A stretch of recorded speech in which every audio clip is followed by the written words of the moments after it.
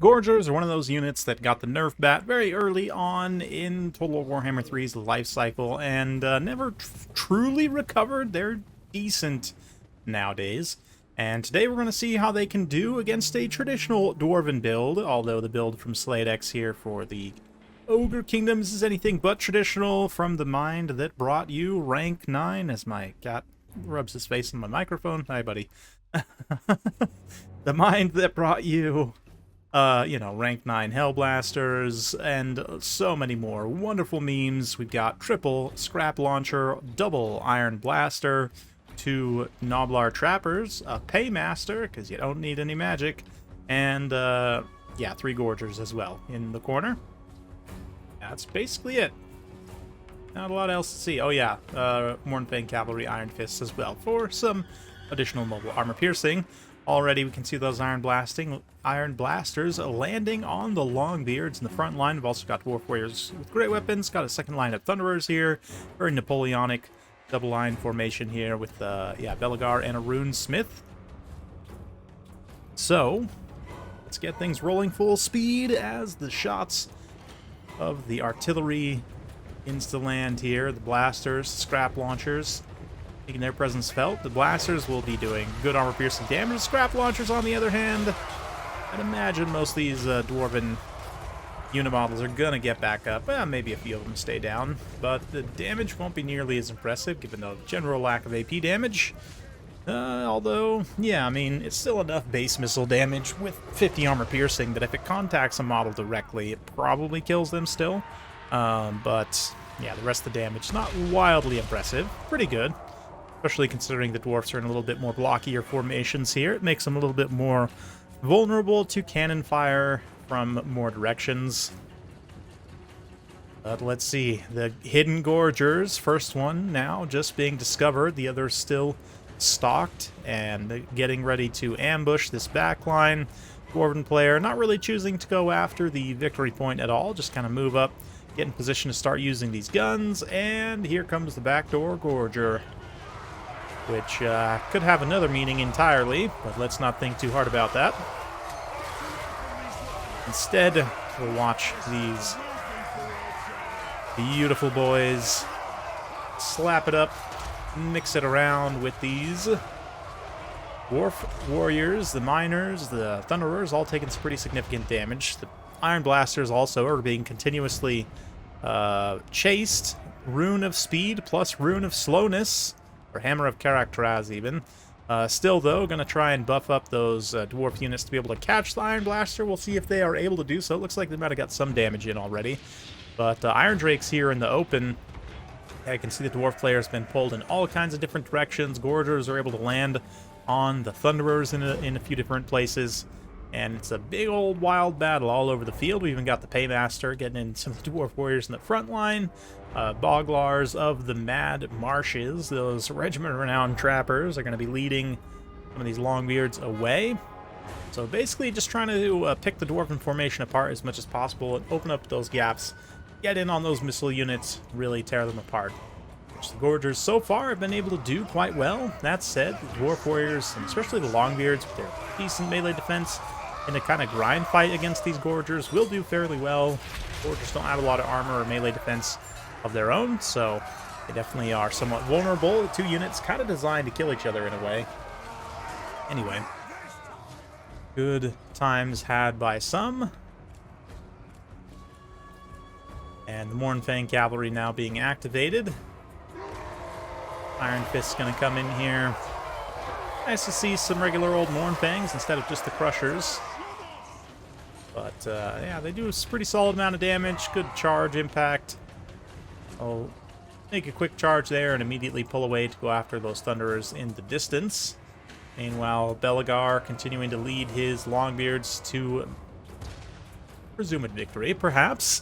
Trying to push back those trappers, but yeah, I mean, at the end of the day, the Ogre Kingdom's build is very thin, right? Not a lot of meat on that bone, so if they can manage to get rid of a few key units, could potentially bring this back within winning range, but we'll see. One Gorger is basically completely done. The other one's, you know, about a third HP left. The other one's maybe 2/3 HP left. Not too bad. The Iron Blaster Also, both have used about half their ammunition. If we look at the scrap launchers, they're in a pretty similar position. Let's get in close. Watch the scrap launchers, the iron blasters, even the trappers getting in on some of the ranged fun here. All while, ooh, looks like the flamers were opening up on, yeah, iron blaster. Hey, it's better than nothing. Having some kind of missile damage. This unit of Gorgers as well, continuing to tear apart Dwarven infantry, but the Longbeards standing strong and firm, ready to hold.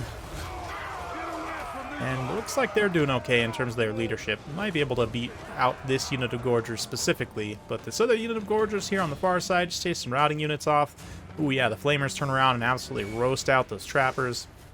And Belagar manages to catch an Iron Blaster here with some Dwarf Warrior support. Likely will be able to finish that one's leadership off at least. Probably can't actually catch it and kill it, but Dwarfs did end up taking this objective as well, which I guess better late than never. Might have been nice to take that a little bit earlier on, generate some points perhaps, but they're already like 120 points on the bar, on the Bard.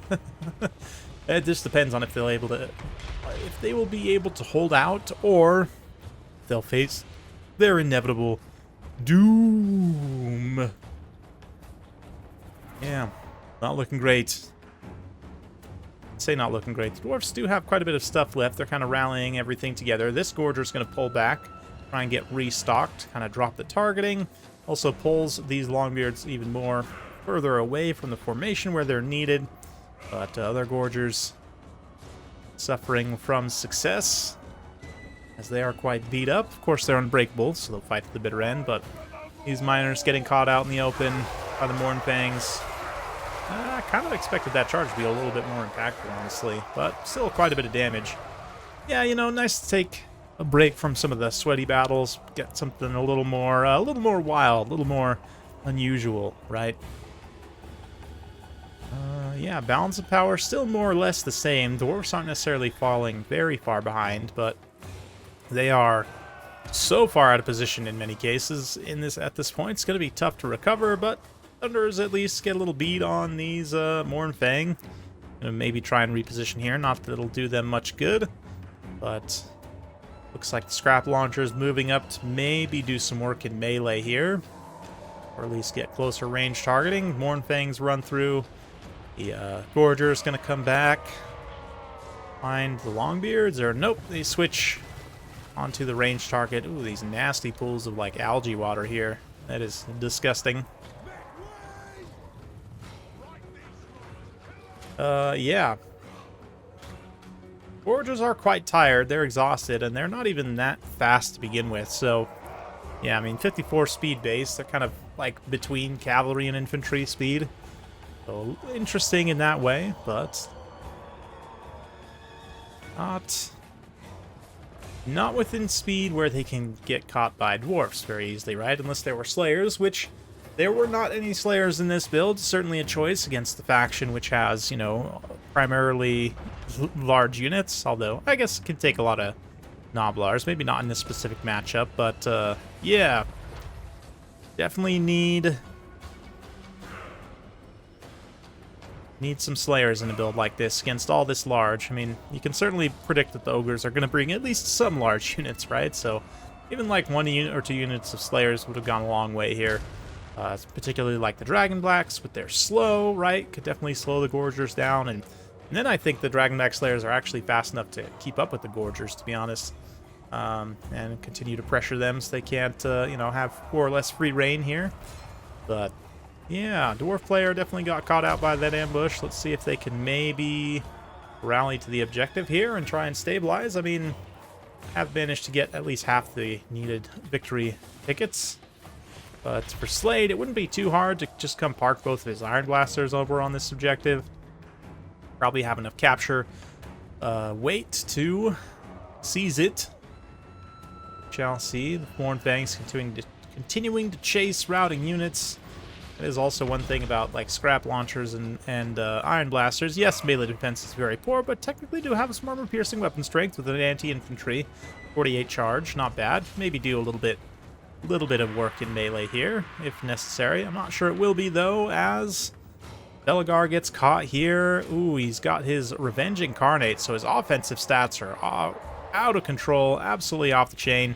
You see he's getting kind of continuously staggered here. He didn't actually get any attack animations, I don't think, yet with that Revenge Incarnate active. There he just kills one Gorger straight up, which is not too surprising. But yeah, unfortunately Belagar suffering some pretty bad stagger lock there.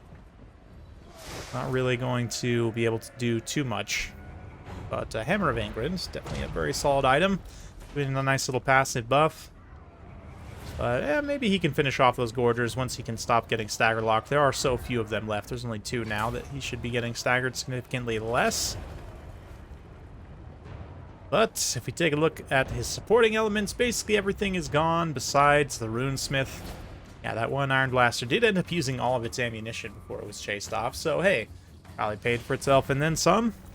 Yeah, 144 kills. Yeah, not even paid for itself. Wow, 10,000 damage dealt. I would have expected maybe some more value there. This one has pretty decent value as well. But I'll have to check a lot of the Gorgers after the fact, because many of them have been destroyed. But this one did not. And they got, yeah, 1,000 damage value. Managed to pay for themselves. Get a couple XP chevrons on the way. Very impressive stuff, must be said.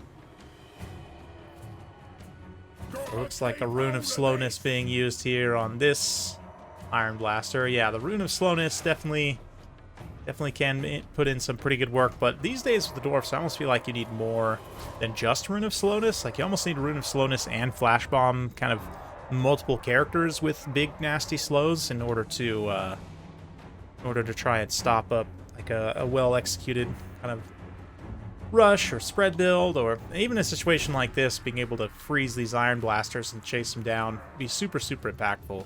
This one, yeah, I mean, between them and the Gorgers, just so much armor-piercing damage, right? Mournfangs were used quite well also against primarily, like, weakened and routing units, so we'll fast forward a little bit as Belagar and his Runesmith try and make their way to the center objective here, but the whole time they're getting shelled by artillery. The Iron Blaster in particular gets some pretty good contact, and it'll be victory for the Ogres, and quite a wild one for sure. I love to see some Gorger ambush action.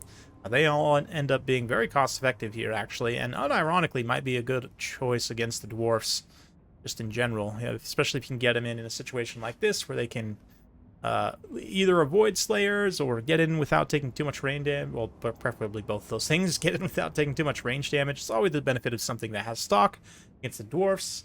You have a hard time spotting, and even with like a unit or 2 of gyros, I can only spot so much of the battlefield at a time. So especially if those Gorgers are all spread out, coming in from different angles, definitely get in the fight with relatively minimal losses. And then, as long as they're not fighting Slayers, they'll trade well into a lot of other stuff, particularly ranged units, as we saw there. But a fun one for sure. Hopefully you guys enjoyed that. For Alex here, you know, it was a valiant attempt for sure. Like I said, it would mix in some Slayers in this army. Maybe change out some of the Longbeards just for Slayers. You know, grabbing the extra costs wherever you need. But that is what it is. Hopefully you guys enjoyed. If you like this sort of content, be sure to like, subscribe, hit that bell notification. Every time I upload a new video, you'll be notified. Thanks again. We'll see you next time.